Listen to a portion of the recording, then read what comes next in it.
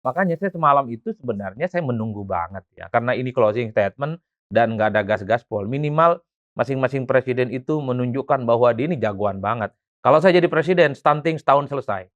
Kalau saya nggak selesai, saya akan mundur jadi presiden. Oh, kalau saya jadi presiden, internet gratis selesai setahun setengah. Kalau tidak, saya berhenti jadi presiden.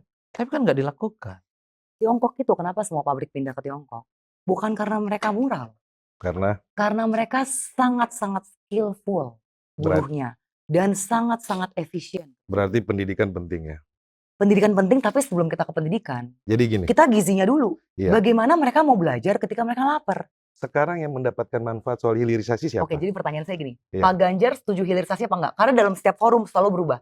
Sebentar bilangnya mendukung, bentar nggak Bukan, mendukung. kita Enggak, saya pengen tahu dulu. Ini dijawab dulu dengan forum. Mbak Ceril, Karena selalu berubah-ubah. Enggak. Kalau nomor 1 jelas perubahan, nomor 2 saya mau keberlanjutan, pertanyaan saya nomor dulu yang 3 di awal. berubah-ubah. Pertanyaan Enggak, saya saya enggak pengen gini. tahu. Jadi Pak Ganjar mau melanjutkan hilirisasi apa tidak?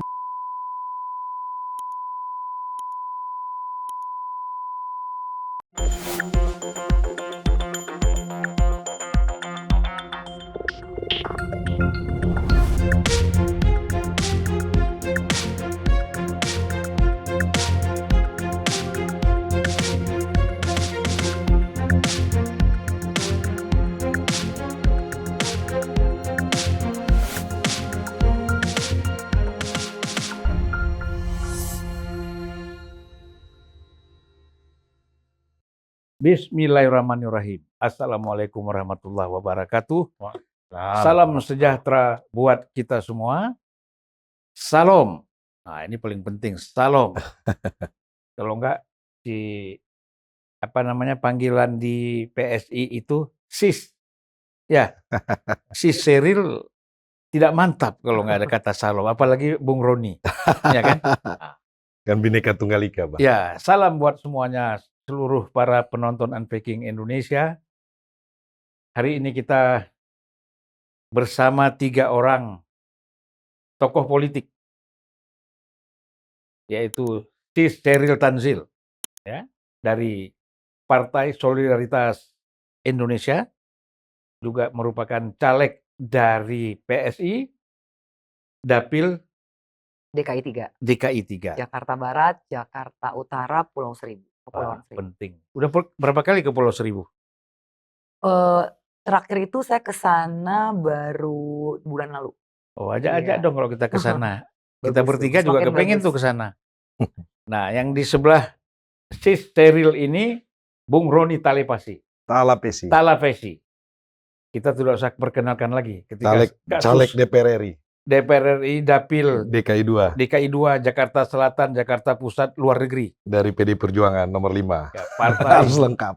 PDI Perjuangan nomor 5 ya. Nomor 5, Bang. Dan jangan lupa coblos. Jangan lupa coblos. Nah, ini semuanya kalau bisa dicoblos semua nih dua-dua caleg kita. Nanti kita titip aja grafiknya tolong.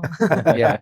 Dan pokoknya kita mengharapkan, karena saya secara pribadi tahu track record dari kedua orang ini, saya kira kita kecewa kalau mereka nggak masuk ke parlemen. Terima kasih, Bang. doanya. Insya Allah, ya kan, dengan semua kerja keras dan pertolongan Tuhan yang Maha Kuasa bisa lolos. Ya. Yang sebelah lagi ini Mas Tadi Pray. Capek saya memperkenalkan dia ini. Saya kira bagi para penonton podcast dan YouTube televisi ya, tidak ada hari tanpa Adi. Saya ini satu kabinet sama dia. Sudah 3 kali satu kabinet di kabinet bayangan. Saya nggak tahu minggu depan ini, nanti lusa ini dia jadi Menteri Agama atau jadi apa lagi nih. Saya bosan jadi kepala bin terus. Baiklah, sebenarnya situasi politik kita ini kan sekarang sudah adem ayem, sudah tenang. Kita lihat, kita senang sekali ya dengan tadi malam kita menonton putaran terakhir debat capres, begitu tenang ya, semua 3 paslon ini boleh kita katakan cukup santai ya. Ya ada sentilan-sentilan dikit biasa, yang disentil juga tenang aja, tidak tersinggung ya. Dan closing dari Pak Prabowo juga kemarin minta maaf kepada seluruh paslon, seluruh siapa sajalah yang mungkin tersinggung dengan apa yang dia ucapkan, dia sudah minta maaf, dan ini saya kira bagus sekali. Ini klimaks atau anti klimaks Pak Adi ya? Saya ke Pak Adi dulu. Jadi kita lihat eh, debat kemarin itu sudah klimak atau anti klimak? Biasa aja sih sebenarnya Bang. Saya Ya. justru melihat ini mirip-mirip Majlis Taklim aja. Oh gitu. Ya, kalau nggak mau disebut Majlis Taklim, ini mirip kerja kelompok antar paslon. Oh gitu. Karena satu sama yang lain saling menyetujui berbagai informasi dan isu yang disampaikan ya, Iya, sebagai iya. bagian dari penajaman visi misi soal pendidikan, tentang kesehatan, tentang kebudayaan. Ketiga paslon ini nggak ada satupun yang berbeda secara diametral. Iya. Tapi itu bukan anti klimaks bagi saya. Mm-mm. Justru saya melihat ini bagian dari strategi politik. Mm-mm. Anies itu sangat kelihatan dia menahan supaya tidak agresif menyerang Prabowo Subianto. Padahal Anies itu sudah mau gaspol sejak statement awal. Iya. Musuh utama kita adalah tentang ketidakadilan, kaya Hmm. dan miskin, Mm-mm. desa dan kota. Wih, saya menduga Anies ini akan gaspol dalam sesi-sesi selanjutnya. Tapi sepertinya ada memang narasi-narasi yang mencoba supaya Anies itu tidak mengulang kritik-kritik yang seperti dilakukan sebelumnya. Itu kan kritiknya agak overdosis, Bang. Iya. Jadi sentimennya negatif. Oleh karena itu, semalam mengkritik dosisnya dikurangi. Iya. Karena dosisnya dikurangin untuk ukuran Anies, jadi performanya tidak sesuai dengan harapan publik. Yang sejak awal sudah garang, tancap gas, kemudian di gigi 6. Semalam Anies sebenarnya tajam dengan pandangan-pandangannya menurut saya dari segi positioning politiknya sebagai kubu perubahan. Cuman karena kritiknya itu tidak seterang benderang dalam debat sebelumnya, seakan-akan Anies semalam main aman. Apa yang ingin dihindari oleh Anies? Sentimen negatif. Bahwa Anies jago ngomong, ya nggak ada yang bisa bantah. Tapi ketika Anies terlampau kelihatan mendikte dan terkesan ingin menjatuhkan Prabowo misalnya dalam 2 debat sebelumnya, itu tidak bagus buat Anies. Itu yang sepertinya ingin ditunjukkan kenapa Anies semalam tidak terlampau bertubi-tubi menyerang Prabowo Subianto. Bahkan dalam banyak hal cukup mengamini apa yang disampaikan oleh Prabowo. Yang kedua, Prabowo pun juga sama. Bagi saya ini bagian strategi komunikasi politik. Kalau kita melihat ya, tracking di media, sehari, 2 hari, 3 hari sebelum debat kandidat, Pak Prabowo sebenarnya memancing Anies dan memancing Pak Ganjar untuk menyerang. Saya nggak tahu nanti di debat yang terakhir akan dikasih skor berapa. Itu pancingan sebenarnya ini, Bang. Iya. Kenapa Pak Prabowo itu terkesan ingin memancing Anies khususnya dan Pak Prabowo? Karena kalau sering kelihatan menyerang Prabowo Subianto, yang mendapatkan simpati adalah Pak Prabowo. Iya. Yang merasa didolimi. Yang kemarin kan debat kedua itu antar capres, kan banyak yang nangis-nangis itu. Terlepas nangisnya beneran, terlepas nangisnya diorkestrasi itu lain hal. Tapi kan sentimennya di masyarakat kita itu, ya dia memberikan satu persepsi yang positif kalau dia terkesan itu dikritik secara membabi buta. Semalam, ya pancingan supaya Anies dan Ganjar untuk mengkritik tidak terjadi. Sepertinya dibaca oleh kubunya Amin dan kubunya Bang Roni ini. Oleh karena itu, saya melihat memang tampilan Pak Prabowo yang semalam kalem, kelihatan ingin seperti negarawan, juga bagian dari komunikasi politik. Saya melihat semalam ini bukan Prabowo dalam sekali 2 kali debat sebelumnya. Statement-statementnya datar, bahasanya datar. Tidak dengan intonasi yang tinggi. Kalau sebelumnya kan bahasanya tinggi. Bahkan cukup agresif sebenarnya pilihan-pilihan katanya. Semalam sekalipun dicolek oleh Anies, dicolek oleh Pak Ganjar, Pak Prabowo hanya senyum-senyum dan selalu mengatakan bahwa sepanjang itu sesuai dengan kemauan kita sebagai calon pemimpin, saya mengokekan dan setuju semua. Pak Prabowo ingin dilihat berbeda, bahwa ini adalah Prabowo bukan 2019, bukan Prabowo 2014, tapi Prabowo 2024 yang sudah mulai banyak berubah, tidak reaktif dan tidak reaksioner, menghadapi begitu banyak ya simultante dan gerakan-gerakan politik, terutama pernyataan-pernyataan dari 2 rivalnya itu. Begitupun dengan Pak Ganjar. Pak Ganjar sebenarnya tak ada yang berubah. Pak Ganjar itu sejak awal memang performa politiknya kayak gitu, Pak. Datar, membaca data gitu ya. Dan memang dosis kritikannya tidak seperti debat yang kedua.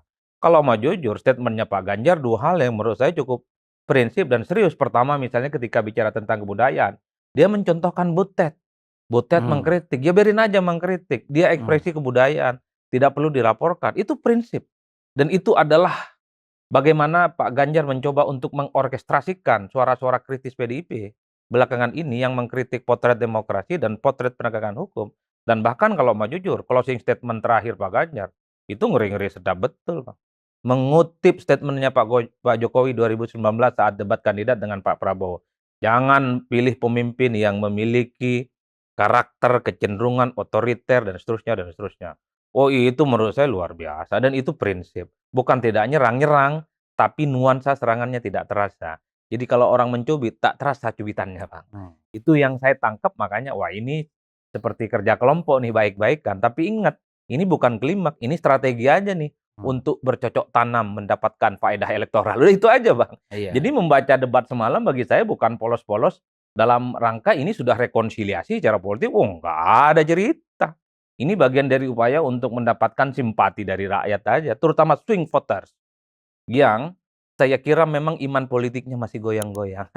Jadi debat semalam karena saling menunjukkan paling dewasa secara politik, ingin menunjukkan bahwa dialah paling negarawan, bahwa dialah saling merangkul, itulah adalah bagian dari bagaimana mengorkestrasikan pemilih-pemilih yang sebenarnya sudah menentukan pilihan politiknya tapi belum mantap sepenuh. Ya. Disitulah posisinya secara komunikasi politik. Oke, Mbak Sheryl. Kalau saya lihat ya, dengan statement Pak Prabowo kemarin, dalam closing statement, itu nampaknya para pendukung Prabowo Gibran ini happy. Ya, Sangat. ya happy gitu loh. Saya ketemu beberapa orang, wah, dan WA-WA yang berkembang itu cukup Positif semua lah ya, positif. menggembirakan. Ya. Nah ini bagaimana selanjutnya ini? Kan karena begini, pasti ada namanya politik kan kayak seperti tadi kan, ini nggak bakal berhenti kan. Pasti ada terus yang namanya, kita lihat kemarin memang agak sejuk, agak damai ya, majelis taklim kata Mas Adi. Tetapi pasti masih ada ya, benturan-benturan, kritik-kritik, macam-macam. Setiap gerakan yang dilakukan oleh masing-masing relawan ataupun partai politik, ataupun dari paslon, ataupun misalnya dari Pak Jokowi sendiri, itu pasti masih ada kritik-kritik. Nah bagaimana Mbak Sheryl melihat ini gimana, Mas? Kalau saya melihat gini, reaksi pertama dari para pengamat, karena kebetulan saya kemarin juga live di salah satu stasiun TV ya, untuk mengomentari, dengan berbagai jubir paslon lain, jadi mengikuti betul dinamika, karena kita di WA Group kan juga semua jubir tuh koordinasi. Memang pengamat-pengamat di berbagai stasiun TV kecewa, karena menurut mereka ya yang seperti tadi Mas Adi bilang, ini kok nggak ada kontroversinya, nggak ada yang bisa mereka goreng selama seminggu lah, begitulah. Kalau dulu kan kemarin ada skor 11 gitu ya, jadi Gagal mungkin provokasi kekurangan bahan nih untuk para pengamat. Tapi gini, kalau saya sebagai pribadi, sebagai warga negara yang juga cukup mengikuti berbagai, debat gitu ya dari tahun ke tahun, karena dulu ya kerja di TV gitu ya sebagai wartawan.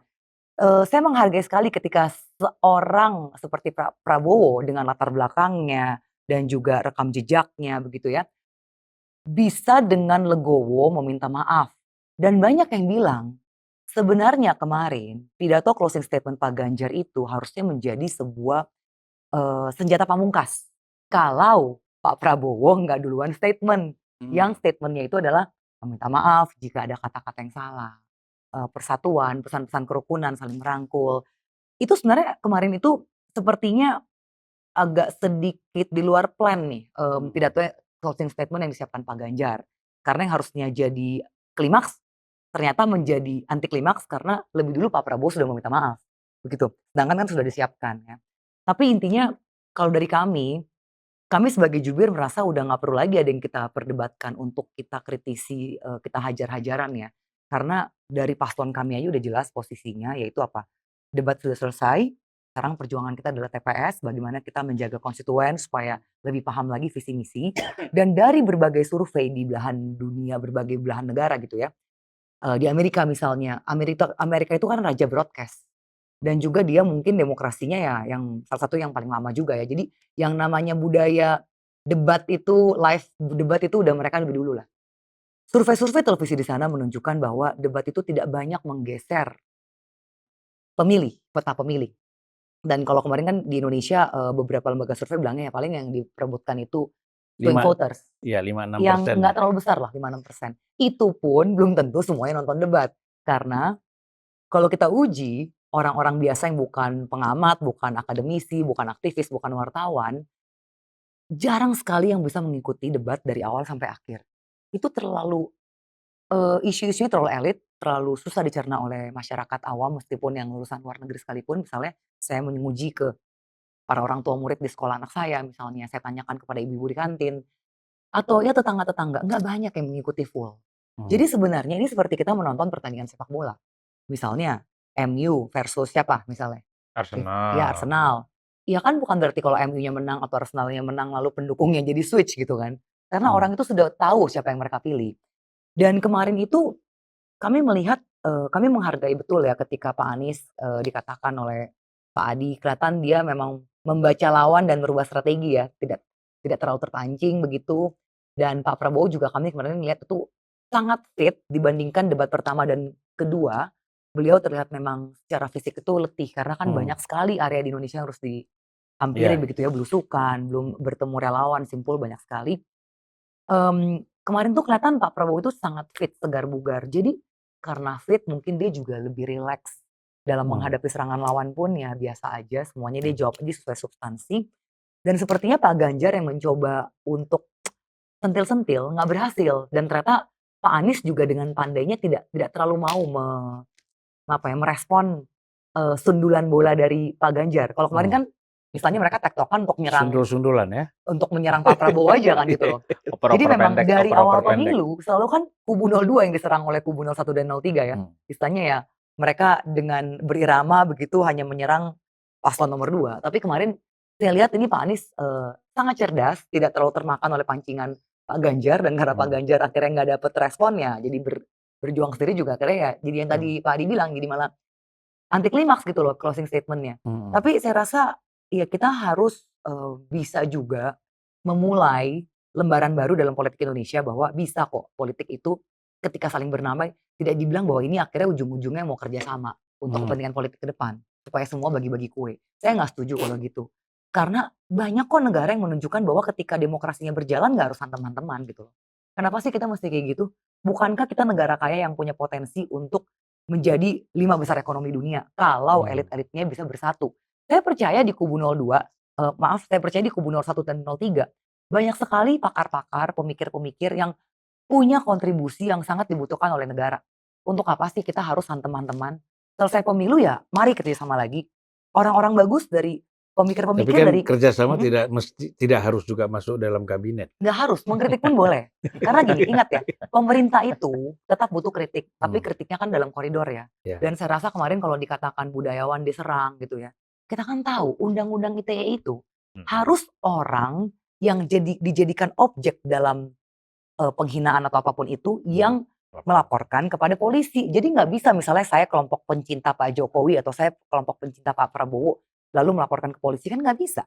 Dan apakah mungkin udah terbukti kok berkali-kali presiden misalnya dihina tidak pernah satu kali pun Pak Jokowi atau Pak Prabowo melaporkan begitu loh. Kemarin yang laporkan Butet siapa? Nggak ada kan? Dari Projo. Relawan. Tapi kalau saya melihat Relawan. bahwa saya ini ya klarifikasi ada kasus juga yang terkait laporan penghinaan terhadap Pak Jokowi itu jalan sebenarnya. Padahal yang bersangkutan tidak melaporkan secara langsung. Misalnya Jadi, yang mana Bang? Itu ada tuh kejadiannya di Jawa Tengah. Pasalnya ITE. Iya, pasal ITE. Jadi begini, yang mau kita kritisi adalah begini. Terkait dengan kebebasan berpendapat ini, situasinya kan kita sudah tahu bahwa sekarang kita melihat bahwa suasana orang kalau mau berbicara dilaporin. Termasuk saya sih Bang dilaporin sama geng Denny Siregar oleh kubu Abang. Saya Iya. dipotong video saya dilaporkan, disebarkan ke wartawan-wartawan untuk berkumpul. Sama, jadi saya bilang Enggak, ya sama aja kubu sini juga enggak kan. gini. Iya, makanya kita kan dalam hal ini kan kalau mau bicara kedewasaan berdemokrasi tentunya kan yang mau kita sampaikan adalah ide dan gagasan. Ayo, dalam debat ini kan ayo kita bicara soal ide dan gagasan. Tapi kalau di saat debat kemudian tidak tersampaikan ide gagasan, contohnya kita menanyakan bagaimana bisa menjelaskan tentang makan siang gratis dan minum susu ya. Ini kan lucu kan dengan anggaran 400 triliun padahal kita tahu saat ini kita hanya untuk penyediaan bahan untuk susu itu hanya 20%. Artinya apa Bang? Artinya apa? Ini kita kan harus import. Kalau kita import ini kan berarti negara lain yang diuntungkan. Ini yang kan sebenarnya dalam dialog tadi malam ini pengen penjelasan kan. Ya. Kemudian Pak Prabowo pernah sampaikan akan mengimpor 1,5 juta sapi. Ini kan jadi pertanyaan. Menurut saya kalau seperti ini kan akan membuka ruang-ruang nepotisme, kolusi Bang. Dan sekali lagi menurut kami ini tidak tepat sasaran. Maka kan kita sudah sampaikan untuk memutus rantai kemiskinan ini bagaimana kita memperhatikan soal pendidikan. Mas Ganjar dengan programnya SMK gratis, itu sudah terbukti ya, ketika lulus SMK mereka bisa mendapatkan pekerjaan. Itu bisa memutus mata rantai kemiskinan. Kemudian juga pun nanti program selanjutnya adalah satu keluarga, satu sarjana. Nah sebenarnya kan hal-hal seperti ini yang publik mau mendengar di dalam debat tadi malam. Tetapi kalau yang Pak Ganjar sempat menanyakan bagaimana soal internet internet gratis ya. Terus Pak Prabowo bilang tidak lengkap kan. Ya, tetapi ya kita pengen menyampaikan bahwa kenapa pentingnya internet gratis supaya ini kita menghadirkan keadilan sosial. Supaya semua masyarakat bisa mendapatkan akses informasi, mereka bisa mendapatkan akses pendidikan lewat lewat internet. Itu hal sebenarnya kan positif. Jadi dari kami tentunya kan dari Ganjar Mahfud kita punya rekam jejak di masa lalu dan saat ini dan apa yang akan kita lakukan masa depan dan itu kita bisa meyakini kepada penonton yang debat tadi malam untuk menentukan pilihan. Jadi kalau tadi Mbak Ceril menyampaikan bahwa tidak terlalu banyak berpengaruh, menurut kami sangat berpengaruh. Karena banyak swing voter yang menunggu debat tersebut, melihat ide dan gagasannya seperti apa. Dan juga pun kalau tadi disampaikan bahwa saya mengamati ya, Mbak Ceril bilang bahwa ini dari pengamat-pengamat. Tetapi kalau di sosial media X, yang performan yang buruk itu adalah Pak Prabowo, Kalau 48%. X sudahlah kita tahu itu memang Nah, ladangnya dari 03. nah, Tapi ja- TikTok ja- yang mewakili sebagian besar penduduk Indonesia itu ya Nah, Prabowo udah jadi tidak boleh, pemenangnya. tidak boleh. Gitu. Ini kan kita bicara tadi Mbak Ceril sampaikan bahwa ayo kita bicara secara ini kan dewa. Oke, gini. Tapi tidak Mungkin- boleh mungkin langsung saya- bilang X itu pendukung 03. Mbak Ceril tidak bisa buktikan Kalau itu. kita Kalau mau tidak bisa bicara buktikan, menurut soal saya enggak. data, rekam Ya. jejak, kami punya data bahwa Jawa Tengah itu ada 20 kabupaten kota yang angka stuntingnya justru paling tinggi. Jadi ketika kita bicara rekam jejak, ya kita juga pakai data. Terkait dengan makan siang gratis ya. Dan tadi Abang kan mengatakan bahwa SMK gratis. Bukankah saat ini memang sekolah sampai SMA sejajar dengan SMK memang sudah dapat gratis dari pemerintah? Nah Ji- itu lalu sekarang gini, kalau misalnya mau hitung-hitungan Ini makan bukan siang dan SMA, kan ini SMK Mbak yang kita sampaikan kan. Ya. SMK kan sejajar dengan SMA, itu Iya, sudah ada. jadi Sudah ada namanya itu kan Kartu pilot Indonesia project. Pintar. Iya, pilot project yang di Jawa Tengah yang kita mau kasih contoh bahwa kan dalam proses pendidikan gratis ini bagaimana supaya budaya pendidikannya itu bebas pungli, kemudian ini program-programnya berjalan lancar itu sudah dibuktikan oleh Pak Ganjar gitu. Nah, itu kan beliau turun langsung gitu Iya, mengawasi. tapi kami juga punya data bahwa stunting paling tinggi itu di Jateng. Ada Ya, saya 20-an pikir- kabupaten kota. saya Data pik- kami sampai Desember 2023. Saya Jadi pik- cukup valid lah gitu. Saya pikir bahwa apa yang dilakukan oleh Pak Ganjar berhasil kok meningkatkan kesejahteraan di Jawa Tengah dan kami juga punya data. Jadi kalau debat yang tadi malam yang mau menanyakan ide dan gagasan kemudian dari Pak Prabowo tidak bisa menyampaikan kan sayang sekali menurut kami. Jadi coba Pak Prabowo kan menyampaikan bahwa banyak setujunya malah yang saya Karena gini, kalau memang lawan debatnya punya ide yang bagus ya kenapa harus terus dikritisi bahwa ini pasti nggak benar, cuman karena mereka berbeda kubu gitu. Dan saya mau sedikit mengedukasi publik juga ya. Ketika kita punya program makan siang dan susu gratis, itu bukannya kita import susu loh. ya Apakah publik tahu bahwa misalnya saya sebut merek ya, maaf sekali ya, Greenfield dan Ultra Jaya itu adalah salah satu dari sekian banyak produsen susu di Indonesia yang itu semua localized. Itu memanfaatkan orang-orang lokal. Dan nanti efek dari makan siang dan susu gratis ini, setiap $1 yang kita keluarkan, itu akan multiplier effect menghasilkan $9. Itu sudah ada hitung-hitungan dari UN ya, di berbagai 70-an negara yang melakukan ini. Kami juga tentunya akan membina peternak-peternak lokal, bagaimana supaya mereka bisa menjadi penyedia dari sekolah-sekolah lokal. Kita akan ajarkan bagaimana membuat peternakan sapi perah yang sesuai dengan standar internasional, juga membudayakan ibu-ibu supaya bisa membuat dapur-dapur untuk makan siang gratis. Jadi ini programnya betul-betul sangat-sangat pro perempuan dan anak. menurut saya ini populasi buta ya karena ini kepentingan pemilu ya karena mempraktekkan itu menurut saya ya perlu benar-benar Pastinya kaji perlu ya. effort dan terbukti Dan- sudah 70-an negara yang melakukan ini dan berhasil. itu kita tidak mau kita menjadi negara yang hanya jadi negara konsumen. Itu Kalau yang saya perlu. lihat begini ya, memang debat-debat ini target utamanya adalah untuk meningkatkan elektabilitas kan itu, untuk menarik para pemilih simpati kepada paslon. Itu yang kita lihat kan, sehingga program-programnya cenderung dihilir, kemudian praktis itu pasti. Kalau enggak, orang kan nggak mau bicara terlalu konseptualisasi ya. Kita bahkan sudah memikirkan hulunya, Bang. Ya makanya kalau saya lihat begini, sebenarnya kan, ini kalau kita kaji ya, banyak negara yang melakukan merombak tingkat kehidupan dari kemiskinan menjadi sejahtera. Artinya sejahtera di sini mereka mampu hidup secara layak. Itu selalu kan ada perubahan-perubahan signifikan terhadap problem ekonomi makronya, gitu loh. Kita kan ini kan tidak pernah dibahas nih Iya. soal ekonomi makronya. Selalu kita masuk ke mikro kan. Saya ambil contoh nih Bangladesh misalnya ya. Bangladesh itu kan miskinnya luar biasa, parah sekali, termiskin di dunia ini Bangladesh. Dihantam Pakistan, dihantam India, macam-macam ya. Nah, tetapi kan dia berhasil merubah dari kapitalisme menjadi negara sosialis, gitu. Nah, sehingga pelan-pelan dia membangun. Tetapi sayangnya dia berhenti di sosialisme itu, gitu lah. Harusnya dia bisa melakukan perbaikan-perbaikan seperti apa yang dilakukan oleh Cina dan Vietnam misalnya. Akhirnya dia terpuruk lagi, gitu Iya. loh.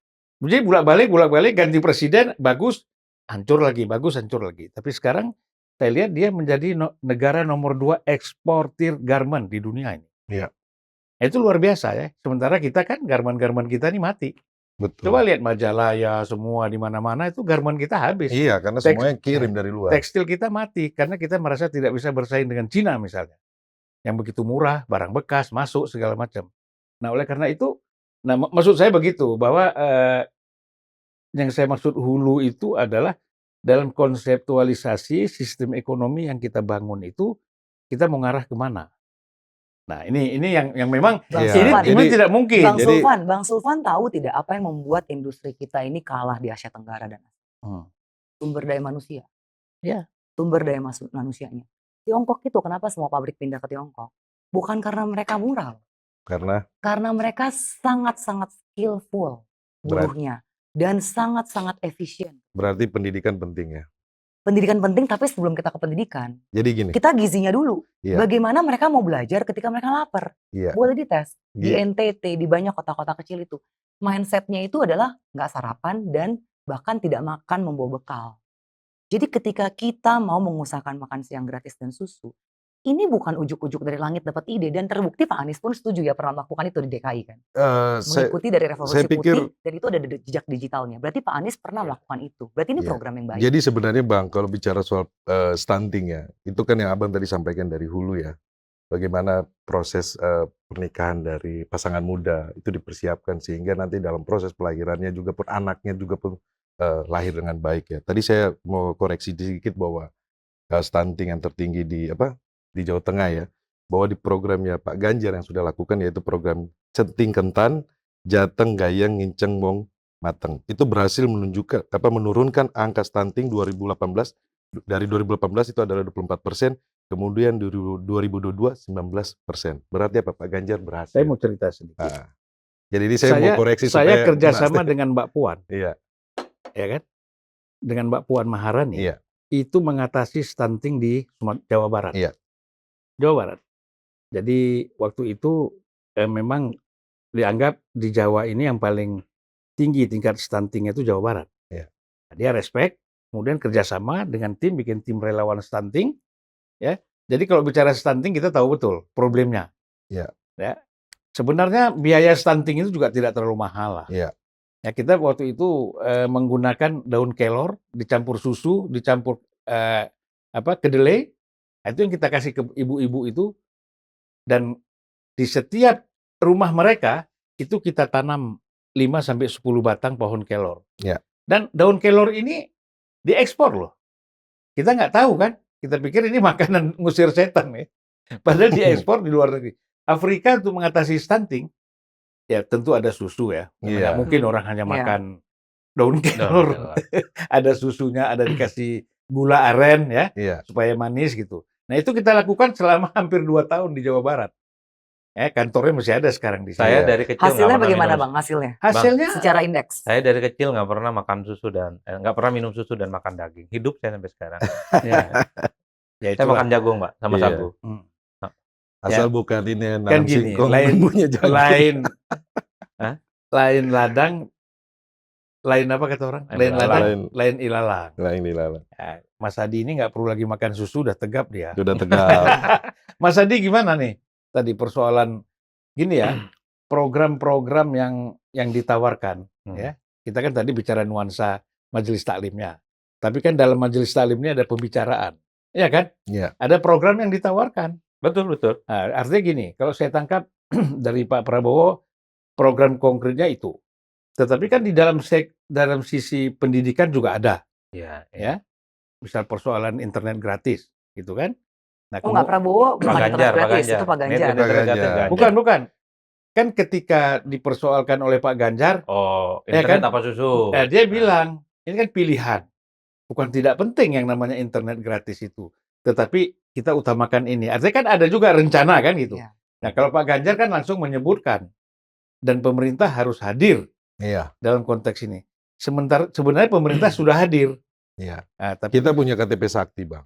Nah. Tentunya kan kalau di KTP Sakti itu kan sudah kita petakan kan supaya apa tepat sasaran, Bang. Jadi dengan 21 program dengan anggaran yang ada 400 triliun kita punya 21 program unggulan, di situ sudah bisa kita jabarkan. Yang kita mau tanya sama ini Mbak Cherry kalau dengan gimana, makan gimana? siang gratis dengan 400 triliun gimana anggarannya itu? Anggarannya dari APBN. mana? Itu udah Iya. saya jawab di mana-mana. Iya. Gini, hilirisasi nikel aja 1 tahun itu mendatangkan 400 triliun devisa tambahan. Iya. Itu baru hilirisasi nikel. Dan kita dalam program kan jelas. Ada hilirisasi mineral-mineral lain, hilirisasi juga di bidang kelautan, Iya. namanya blue economy, juga akan hilirisasi di bidang pangan, lalu digital. Jadi kita percaya kalau kita bisa memperbesar sektor industri di Indonesia, kita akan mendapatkan nilai tambah yang bisa untuk membiayai program-program. Iya. Lalu saya mau koreksi juga ya tadi ya, saya nggak tahu data Mas dari mana, tapi saya Enggak, pegang data kita 2023 BKKBN Jateng mencatat 20 kabupaten kita kota di Jateng menurunkan, Mbak. mengalami kenaikan Kita stunting. menurunkan. Jadi harus perbandingan dengan tahun sebelumnya dong. Jadi Ya, jangan kalau saya kan pegangnya data BKKBN iya, ya. kalau ini kan kita mengalami kenaikan kita dibilang gitu. kita harus data itu bandingkan dengan tahun yang sebelumnya. Bicara soal hilirisasi, oke. Sekarang yang mendapatkan manfaat soal hilirisasi siapa? Oke, jadi pertanyaan saya gini, Iya. Pak Ganjar setuju hilirisasi apa enggak? Karena dalam setiap forum selalu berubah. Sebentar bilangnya mendukung, bentar nggak bukan. mendukung. Kita- Nggak, saya pengen tahu dulu. Ini dijawab dulu dengan forum. Mbak Ceril, Karena selalu berubah-ubah. Enggak. Kalau nomor 1 jelas perubahan, nomor 2 saya mau keberlanjutan, pertanyaan saya nomor dulu yang 3 di awal. berubah-ubah.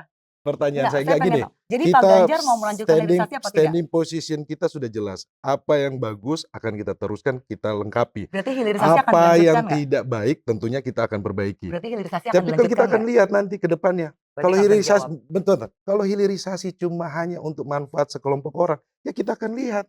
Kita akan perbaiki sistemnya gitu. Kalau mohon maaf, yang sekarang hilirisasi sudah ada ya, nikel apa. Kita melihat manfaatnya untuk siapa, Mbak Ceril? Oke, saya punya data ketenagakerjaan ya. Kelompoknya buat siapa? Data ketenagakerjaan. Apakah kelompoknya hanya untuk kelompok kecil aja?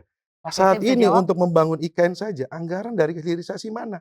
Kalau Oke, itu bisa saya berhasil jawab? hilirisasi, silakan ya. Oke, tadi Bapak bilang kelompok mana yang mendapatkan Iya. keuntungan ya. Kami mencek selama ini dari kubu-kubu pasangan lain itu selalu menghajar dengan isu tenaga kerja asing. Kami cek dari Badan Pusat Statistik, ternyata tenaga kerja asingnya itu 1,sekian%, di bawah 10% gitu loh. Jadi ini hoax ya kalau Enggak, misalnya tadi yang kemarin yang di bicara- Morowali dibilang 50% Enggak, tenaga ini kerja bicara asing yang itu faktor salah. ekonomi ya, karena loh. terkait dengan nanti bagaimana mereka mempersiapkan untuk makan siang gratis. Tapi kan saat ini kan sudah jalan. Kan kita lihat bagaimana pos anggaran kita saat ini. Kalau seandainya memang siap, ya harusnya kita kan berlebih, Bang. Karena hilirisasi ini kan sudah berjalan. Kita bicara faktor ekonomi. Bang, gini loh. Terkait pos anggaran, ini adalah bagaimana pemerintah mengambil keberpihakan. Ya, jadi anggaran itu selalu ada. Ya, Tapi ini masalah keberpihakan. Ini adalah political will.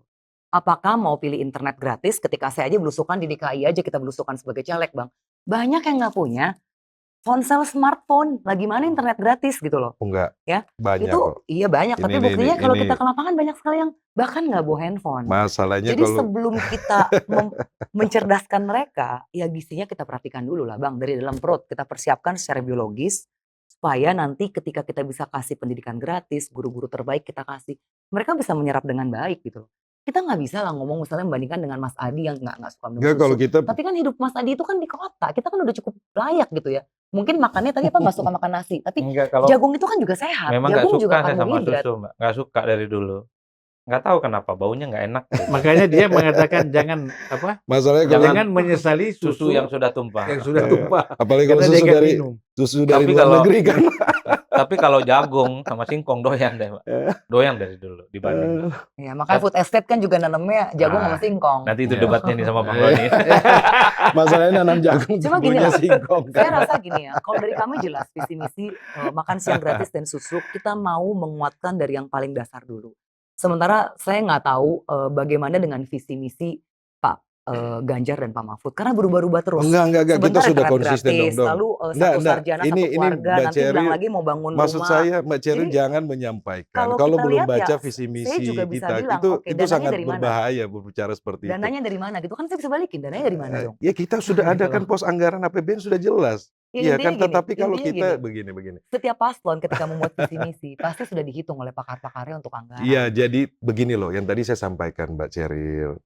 Kalau seandainya kita import, ini akan membuka ruang untuk terjadinya nepotisme kolusi. Karena apa? Ini kan nanti by project. Terus teknisnya mau bagaimana mau ngasih makan orang Apakah di Aspek Cita ada 270 ditulis juta, bahwa kami akan mengimport? 270 juta. Itu Nah, dapat info dari mana nih bukan, import? karena Saya nggak saat tahu nih. ini hanya kesediaannya cuma 20% Mbak Ceril. Otomatis harus diimport dong. Dengan jangka waktu ini Mbak Ceril bagaimana mempersiapkannya?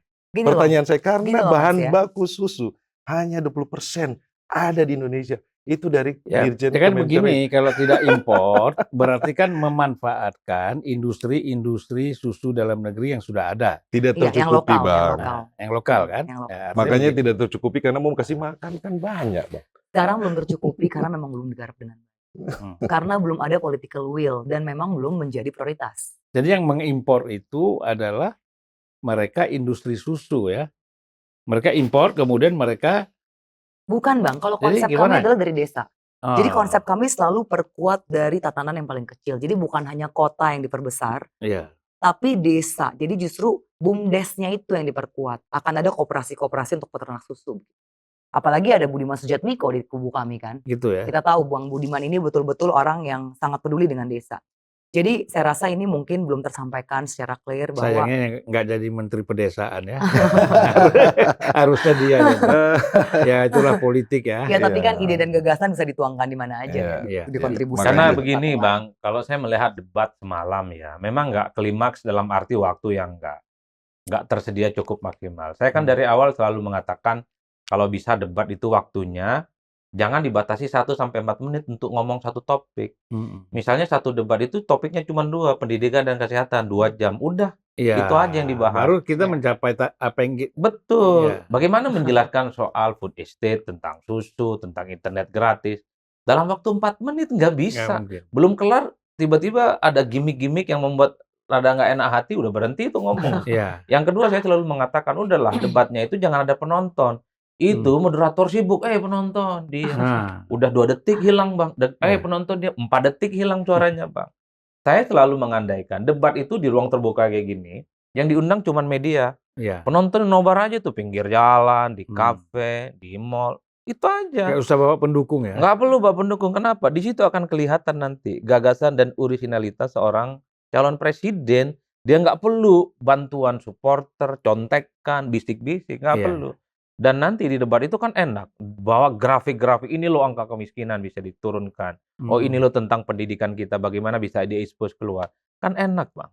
Artinya apa? Calon presiden itu kelihatan hebat, bukan karena dia punya alat bantu, bukan karena tim sukses, bukan karena relawan, bukan karena bisik-bisik, tapi dia memang inline pengetahuannya. Jadi yang diomongkan itu adalah automatically karena dia memang memahami betul. Dia punya pengalaman betul terkait dengan isu-isu yang diangkat. Ya. Kan itu yang sebenarnya kita Betul, harapkan. sudah Kalau debat mempraktekkan. 1 sampai yang kelima kelihatan hebat, bagi saya nggak terlampau bagus nih, Bang. Jangan-jangan ngapalin aja di 4 menit. Kayak lomba pidato kita di pesantren, Bang. Kelihatan mantap. Ditanya isinya nggak ngerti. Yang penting ngomongnya lancar, pakai kutipan ayat, menurut orang ini bagus. Ketika diperdalam isinya ayat, nggak ngerti kita.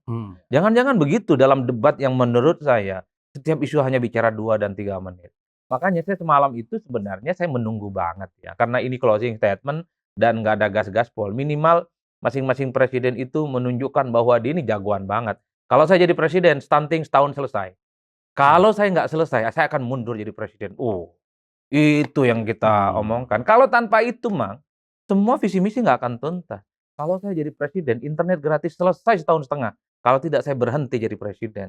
Tapi kan nggak dilakukan. Tapi kan kalau bahasanya nggak lengkap, saya akan mundur. Bukan berarti mundur dari jabatan presiden. Ya mundur aja ke Jalannya belakang. mundur. Kalau makan siang gratis nggak tercapai, saya mundur aja. Iya, itu bagus. Mas Adi, Karena kan gini kita loh. nggak tahu, misalnya gini, kita makan gratis, susu gratis. Ini program mulai kapan dan sampai kapan itu satu. Yang kedua, internet mulai kapan. Kemudian bikin fakultas kedokteran 300 fakultas itu berapa tahun targetnya. Karena kalau kita lihat pasti punya pakar, punya asupan informasi yang valid. Saya berharap betul ada breakdown ya. Dari sekian begitu banyak visi misi, isu-isu yang ditangkap itu ada range yang kemudian mereka capai. Tahun pertama fokus pendidikan selesai. Tahun kedua kesehatan selesai.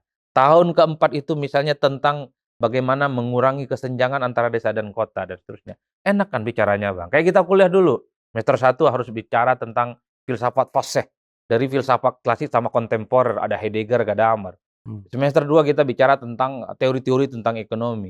Semester 3 kita hafal tentang Islamic Studies. Dan seterusnya, dan seterusnya. Kita ini hambar. Karena Mas Adi. apa? 1, 2, dan 3. Ini banyak template-nya, Bang. Oh, kalau saya Itu bisa di Google, Bang, Tapi di jadi mana-mana. presiden itu kan beda sama Maka- jadi dosen, Hah? Mas. Bukan, Beda, ini makanya kan penting politik Melibatkan ini. banyak banget. rekam jejak itu kan yang paling faktor. penting, Mas Adi. Hmm? Yang tadi saya sampaikan di awal Saya ya. mungkin terlampau agresif kita bicara begini, Pak. Saya mengharapkan justru ada presiden yang mengatakan, kalau saya jadi presiden, kita nasionalisasi semua perusahaan-perusahaan swasta, Oh, jadi milik betul. pemerintah. Usir asing dari negara ini. Iya. Hilirisasinya jangan diasingkan aja. Ya, ini Mbak Sheryl, dia ada acara lagi. Oke. Nggak enak, Oke, dia janji oke. sama Kalau nggak ada kawan. Sheryl nggak Iya. seru Iya, diskusinya. Menarik. Ya kan sudah seru tadi. Oh. Sudah seru. Ya kan nanti kita atur lagi supaya Iya, lebih seru. thank you. Maaf Daripada banget. dia di sini nggak konsentrasi, ya kan? Jadi dia mau minta izin dulu, ya mudah-mudahan nanti di lain kali bisa ketemu ya. Terima kasih banyak atas kehadirannya. Thank you, Mbak thank you. Sheryl. Terima kasih, Dari Bang. Thank you, Makasih ya, Bang Mas ya. Sheryl. Nanti usul-usulnya akan kita jadikan masukan. Makasih, Iya, Bang Adi. Jadi thank harus you. kayak dosen, Mas. Iya, ya? kuat. Enggak, beda lah kalau kita kan ngatur Indonesia gede gitu beda sama kita ngasih mata kuliah. Iya, kalau bicara tentang visi misi kandidat ini kan sebenarnya Hmm. banyak lah kita bisa googling, bisa kita cari dari berbagai informasi. Iya. Iya kan, tentang Hmm. pendidikan gratis, susu gratis, makan gratis, internet. Saya kira ini sudah banyak korespondensi success story yang terjadi di negara-negara lain. Yang kita ingin lihat sebenarnya dari calon presiden kita itu soal bagaimana dia mencoba untuk mengkonkretkan gagasan-gagasannya itu menjadi suatu hal yang bisa diukur dan dipertanggungjawabkan. Kan ada skala-skala yang ingin dicapai. Tahun pertama jadi presiden, pendidikan, kesehatan, dan kesejahteraan selesai. Itu kan bagus, Bang. Hmm. Khawatirnya apa? Visi misi ini hanya ada di atas kertas. Hanya didaftarkan, dilaporkan ke KPU, tapi tidak diwujudkan. Bahkan kalau kita cek dah, semua presiden, gubernur, bupati, wali kota, dari sekian banyak janji politiknya berapa sih yang diimplementasikan? Iya. Itu yang sebenarnya saya selalu mengatakan bahwa mestinya debat kandidat ya, calon presiden dan calon wakil presiden ini menjadi dokumen negara. Yang kapanpun ini bisa ditagih oleh rakyat Indonesia. Jangan hilang begitu saja. Ini resmi. Karena yang menyelenggarakan debat kandidat ini adalah negara. Melalui KPU dan Bawaslu. Ada di KPP sebagai penyelenggara. Yang ingin saya katakan adalah, saya nggak mau tentu saja debat kandidat yang dilakukan oleh paslon ini ya semacam diskusi-diskusi dan tidak bisa dipertanggungjawabkan. Ini ngomong di depan rakyat, ini diatur oleh undang-undang, omongannya direkod oleh undang-undang, dan bisa suatu waktu mestinya ini ditagih janji politiknya. Misalnya soal makan gratis dan susu gratis, ini program populis, Bang. Kalau mau jujur, siapa nggak suka? Terutama mereka yang tidak berpunya, kelas menengah ke bawah yang akses terhadap perekonomian kita selama ini tersendat. Tapi kan problemnya, sampai kapan kita makan susu gratis?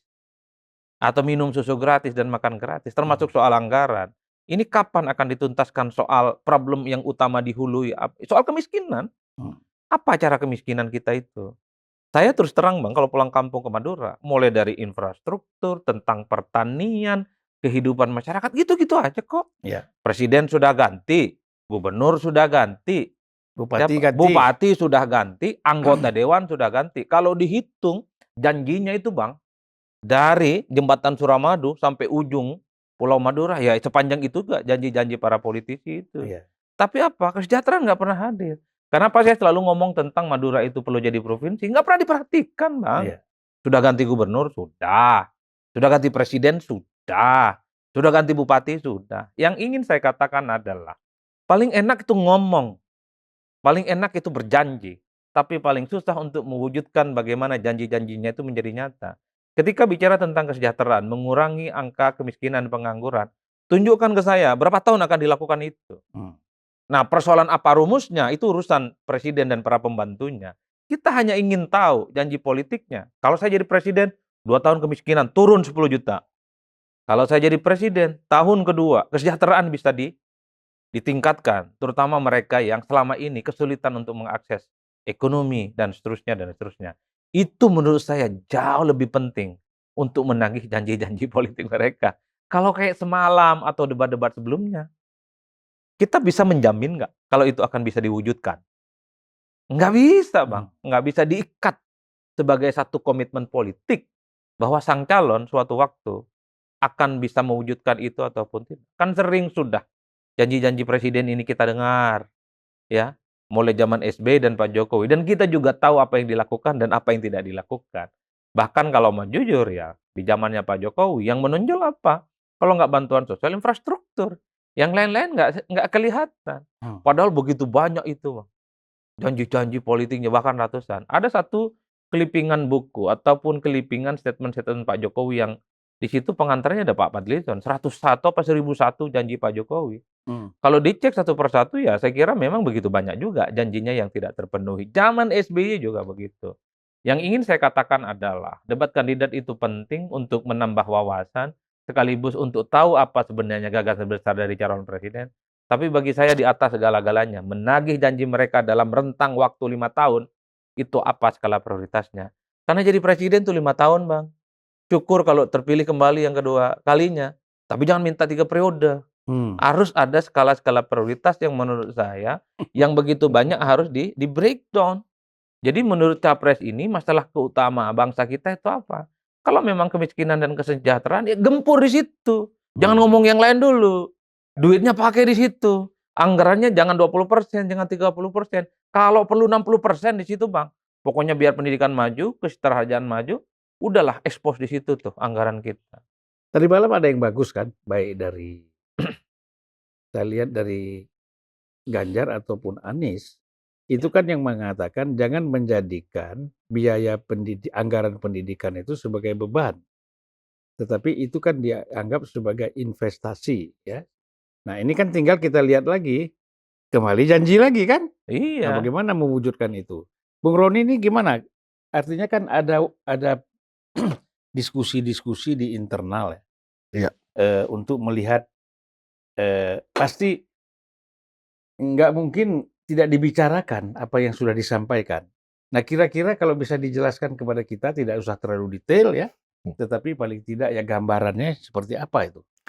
Ya tentunya Bang, kalau dari kami kan dengan pasangan Ganjar Mahfud yang background-nya merupakan dari background sarjana hukum ya. Prioritas utama juga salah satunya kalau tadi Mas Adi menyampaikan mana skala prioritasnya. Pertama adalah kita bicara soal hukum. Karena ini hukum berkaitan dengan aspek kehidupan yang lain. Bicara soal hukum, bagaimana kita menata kembali sistem hukum yang baik. Kalau sistem hukum yang baik, kemudian pengawasan yang ketat, kemudian ada namanya kita dengan digitalisasi, tentunya perilaku seseorang, tentunya ketika mereka taat terhadap hukum, maka aspek kehidupan lain juga pun akan mengikuti. Contohnya Bang, kalau seandainya seseorang dia taat terhadap hukum, maka cenderung untuk dia tidak melakukan korupsi itu ada gitu loh. Dia akan menghormati hukum, tentu dia tidak akan korupsi. Berarti nanti ke depannya ada program, contohnya program stunting, program pencegahan stunting, dia tidak akan melakukan namanya korupsi, mengambil hak-hak orang kecil di situ. Ada satu contoh kasus di Depok, ketika ada program pencegahan stunting, tapi yang dikasih susu dan kue yang menurut saya, mohon maaf, tidak layak. Itu ada di jejak digitalnya ada, dan kader PDI Perjuangan yang pada saat itu yang speak up, bicara. Nah juga pun kalau bicara aspek hukum berjalan baik, maka bicara soal kesejahteraan, bicara soal kesehatan akan juga mengikuti ya Bang. Dan otomatis kalau kita hukum ini benar-benar berjalan di rel, bahwa kita sistem hukumnya sudah baik, maka akan timbul namanya budaya hukum, orang taat terhadap hukum. Jadi orang tidak perlu dipaksa lagi untuk taat terhadap hukum karena ada sanksi, punishment, atau ancaman. Karena dia sudah sadar bahwa oke, saya ini harus taat terhadap hukum karena sudah menjadi budaya. Seperti kalau di luar negeri Bang, orang bawa mobil, speed controlnya jadi 30, dia jadi 30. Karena sudah secara otomatis. Dan yang tadi saya sampaikan Bang, bahwa di aspek kesehatan, otomatis tidak ada namanya kita korupsi kesehatan. Di aspek pendidikan tidak ada lagi namanya kita mengkorupsi anggaran pendidikan. Nanti di situ tidak ada pungli. Karena apa? Kedua sektor ini sangat penting saat ini yang kita lihat ya, soal pendidikan dan kesehatan. Karena kalau seandainya pendidikannya, anak-anak kita punya pendidikan yang baik, otomatis ketika mereka nanti tumbuh, mereka punya pendidikan yang baik, mereka bisa mengangkat derajat keluarganya gitu loh. Karena mereka sudah kerja gitu loh. Jadi itu yang kita harus berikan. Dan tapi yang paling penting ini kan aspek hukumnya dulu, fondasinya. Bagaimana negara yang maju, tetapi kalau hukumnya lemah, ini kan menurut kami tidak akan bisa berjalan dengan baik. Dan itu yang menjadi Iya ya, sebenarnya skala-skala saya prioritas pengalaman kami. kalau saya datang ke beberapa daerah gitu ya, apakah masuk warung Tegal, masuk warung makan pecel Madiun misalnya, atau saya masuk warung sate kambing, sate ayam di wilayah-wilayah Jawa ini ya, saya kan suka tanya, anaknya berapa Pak? Ya. Oh, saya punya anak 2, 3. Yang paling besar di mana? Sudah di UGM atau di Ponorogo, Ya. ya kan? Universitas negeri. Artinya kan kalau ekonomi rakyat ini ditingkatkan, pendidikan untuk masyarakat ini kan berjalan. Ya. Itu yang maksudnya kita masuk meningkatkan institusi ekonomi mereka. Iya, Ini yang saling harus kita berkaitan. tingkatkan. Betul. Gitu, Mas Adi. Ya. Kalau itu setuju, Bang.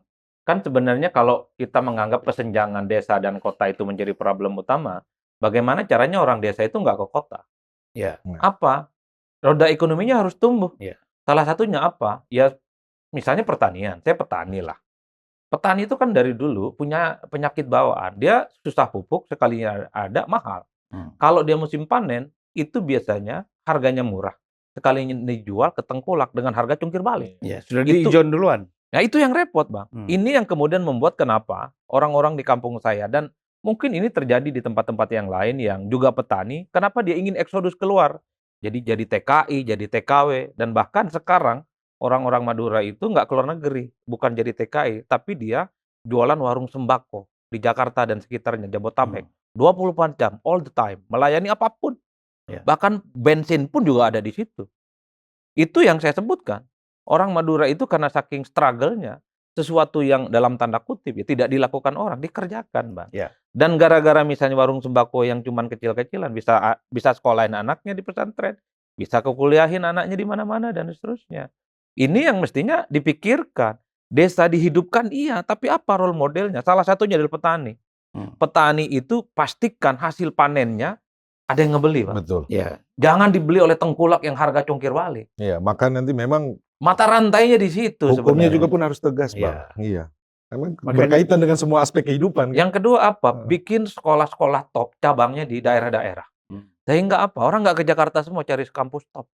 Misalnya di Madura, bikin satu kampus yang di situ menjadi trademark.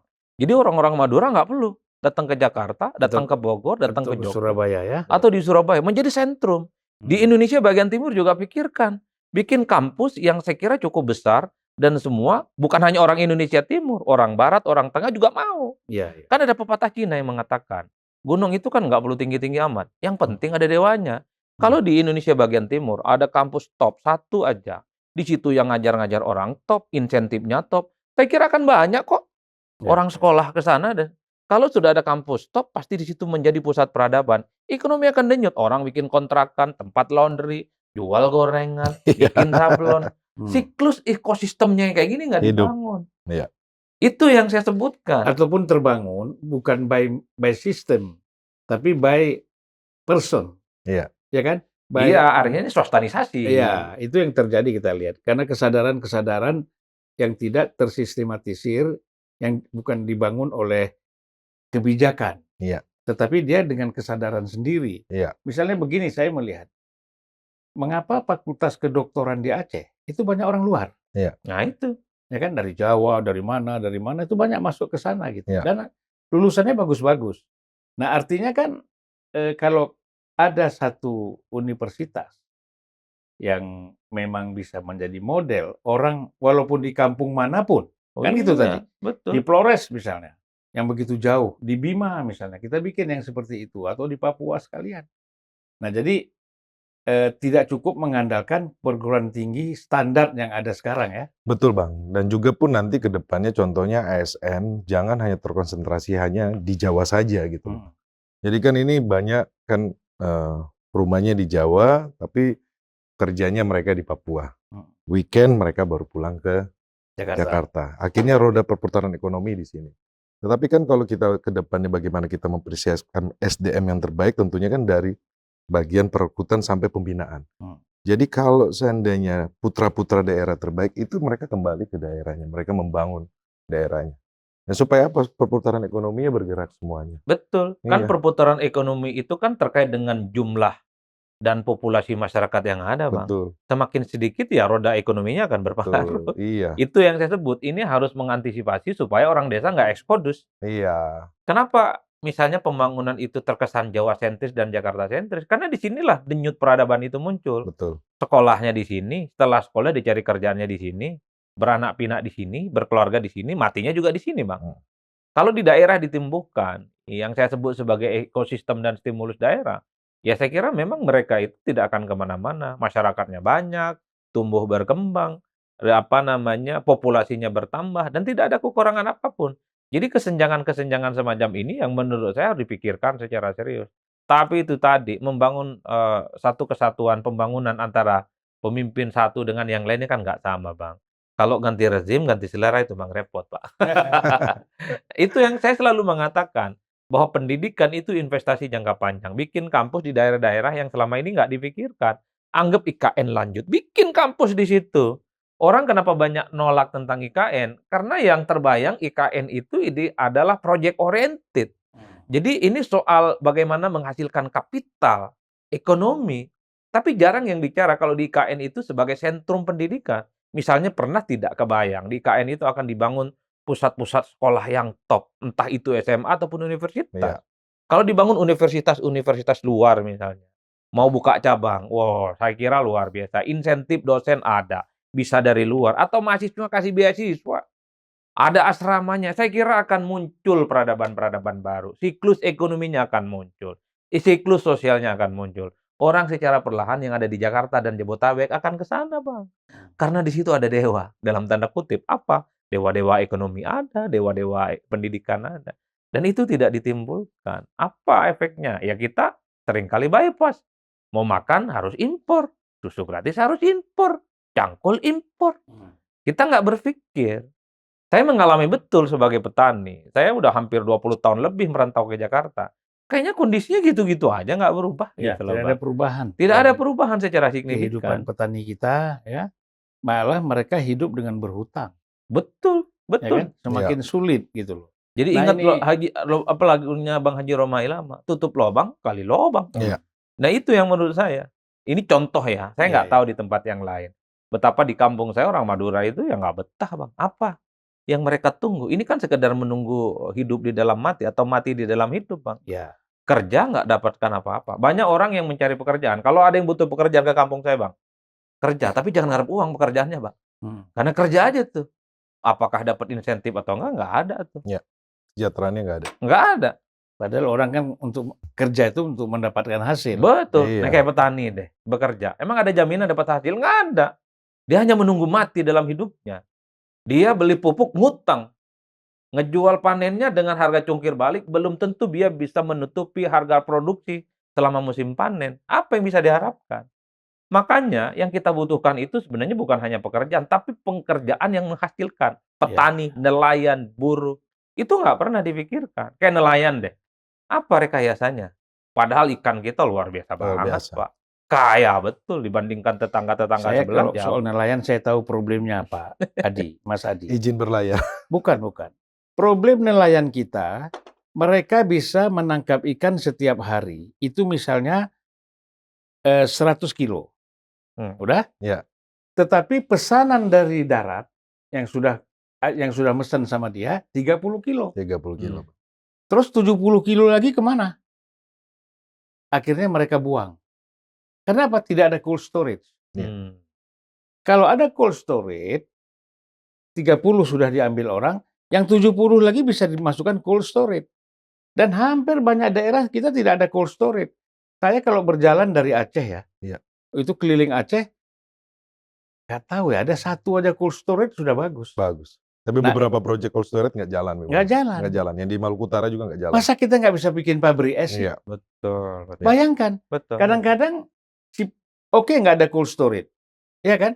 Kan kalau ada pabrik es, rakyat itu bisa beli es, pemerintah harusnya bikin itu, ya kemudian dia bisa beli es, taruh di baskom atau di apa namanya ember plastik yang besar, ditutup pakai karung, ya kan, padat, bisa juga itu Ya. untuk menggantikan cold storage walaupun tidak sempurna, tapi ikan tidak busuk. Ini kan tidak pernah diperhatikan. Jadi menurut saya, memang pejabat kita terlalu banyak datang ke daerah-daerah, ke desa-desa, tapi nggak menyelesaikan masalah. Hmm. Karena apa? Mereka tidak bisa menyelesaikan sesuatu persoalan itu sampai detail. Ya. Yang penting masuk TV, ya kan? Di-shoot sama orang, wah saya udah Betul. bekerja, saya datang ke daerah, gunting pita. gunting pita. Penusukan. Nah, habis itu apa? Setelah dia pulang apa? Solusinya apa? Nah, ini kan sebenarnya oke, pemerintah pusat bisa melakukan itu, datang. Ya. Kemudian kan ada gubernur, bupati, wali kota. Mereka harusnya memfollow up. Bukan kebanyakan kena OTT. Betul. Itu problem kita. Makanya memang penting juga Bang penegakan hukum itu. Supaya Ya. ada kesadaran hukum dan budaya hukum yang baik. Makanya kalau kita mau iris satu persatu kayak program dana desa, menurut saya bagus ya. Kalau itu dijalankan dengan bagus, sesuai dengan tupoksinya, sesuai dengan kegunaannya. Saya kira orang di desa itu nggak mungkin ke kota, ngapain? Iya, ngapain? Di desa sudah makmur, Pak. Itu kan peruntukannya untuk infrastruktur ya. Betul. Minimal buat irigasi, dia bikin embung, atau apapun kebutuhan-kebutuhan desa. Tapi kan dalam prakteknya kita tahu, dana desa itu mengalir sampai jauh, entah kemana dan tidak bisa dipertanggungjawabkan. Iya. Kasusnya sudah banyak. Oleh karena itu memang kompleks ya, ketika persoalan-persoalan desa juga dipikirkan sebenarnya oleh pemerintah, tapi kan tidak semua orang punya political will. Iya. Di jalan-jalan di desa kita tahu Bang, rusak-rusak. Iya. Irigasi-irigasi di desa rusak-rusak. Mana ada embung, nggak ada di situ. Padahal itu peruntukannya adalah supaya desa itu berdenyut, membangun kota dari. Ya. Masalahnya apa? Banyak orang desa masih mau ke kota, itu aja maksudnya. Ya, Ya, karena penghasilan nasibnya nggak Nggak jelas. ada. Betul Bang, karena dana desa dikucurkan, kemudian teman-teman yang pengelolaannya tidak efektif, tidak efisien, tapi ketika berhadapan dengan proses hukum, ya kadang-kadang juga mereka kong kali kong. Makanya ke depannya Iya. itu kita mau ini Iya. hukum itu benar-benar benar gitu. Saya membayangkan orang Oh. desa ke kota itu jalan-jalan, Bang. Lewat Monas, lihat Ancol, lihat Ragunan. Ya itu bukan mau mencari penghidupan gitu Iya. loh, Pak. Nah, Dan- orang kayak saya ini kalau memang di kampung ada sesuatu yang diharapkan untuk masa depan, kita ngapain kita, Bang? Ke Jakarta udah capek-capek, macet, Iya. nggak keru-keruan, udaranya polusi. Sama ini Bang, ada dana desa turun, tapi ujung-ujungnya diperas juga kan. Akhirnya pengelolaan Iya. dana desa itu nggak efektif. Menurut nggak saya efisien. memang komunikasi politik, komunikasi sosial antara pemerintah di tingkat level atas dengan bawah ini, bahkan yang terbawah ini nggak terjadi. Ya kan? Yang terjadi kan hanya laporan-laporan lip service. Baik dari atas maupun dari bawah. Nah, sehingga tidak terjadi perubahan apa-apa. Saya itu misalnya 10 tahun itu kampanye di Aceh. Setiap saya balik, irigasi pertanian itu bekas dibuat Belanda ratusan tahun yang lalu. Udah. Kemudian kenapa mereka kesulitan air? Bocor. Irigasi itu bocor, airnya nggak naik ke atas, tumpah lagi ke darat, ke air. Akhirnya apa? Jalan keluarnya? Ya mereka minta tolonglah sama caleg, sama apa, bagaimana pasang yang namanya turap untuk sedot air kan? Iya. Nah, itu kan terbatas. Listriknya juga besar gitu loh. Nah, jadi memang inilah kalau kita mau meningkatkan petani kita, nelayan kita ya, termasuk buruh kita, memang problem-problem mereka itu harus diatasi secara detail. Bukan hanya polisi, kebijakan, saran, ini nggak jalan. Gitu. Nah kita mungkin ini sudah 1 jam lebih ya. Saya kira cukup lah 55 menit ya. Mungkin Bung Roni ada closing statement, silakan. Ya, yang pastinya Bang, kalau dari kami Ganjar Mahfud, rekam jejak yang sudah ada, pengalaman Pak Ganjar, Pak Mahfud yang sudah ada di legislatif, eksekutif, yudikatif, tentunya mereka mengetahui PR mana yang harus diselesaikan. Ada skala prioritas jangka pendek dan jangka panjang. Tentunya itu semua sudah kita persiapkan di dalam visi misi, dan apa yang sudah dilakukan oleh Pak Ganjar dan Pak Mahfud, rekam jejaknya sudah terlihat oleh masyarakat. Maka kita juga pun sebenarnya mengajak masyarakat untuk melihat bahwa pesta demokrasi ini adalah bagaimana kita meningkatkan kualitas agar masyarakat itu bisa memilih secara cerdas. Dan dari kami ya sekarang kita fokus dengan waktu yang sisa ini, kita akan memaksimalkan semua elemen pendukung, relawan, kemudian partai pengusung juga, dan kita pastikan bahwa kita menang. Ya, terima kasih. Terima Bung Adi kasih. mungkin. Yap, kalau saya secara prinsip sebagai warga negara biasa berharaplah siapapun nanti yang jadi presiden, kuncinya sederhana kok. Bahwa pemilu dan demokrasi 5 tahunan ini adalah ikhtiar. Pintu masuk untuk mengubah keadaan kita. Apapun keadaan kita, ekonomi, sosial, pendidikan. Udah itu aja, Bang. Kalau hanya ganti rezim, ganti presiden, tapi perbaikan yang kita harapkan itu tidak kunjung usai.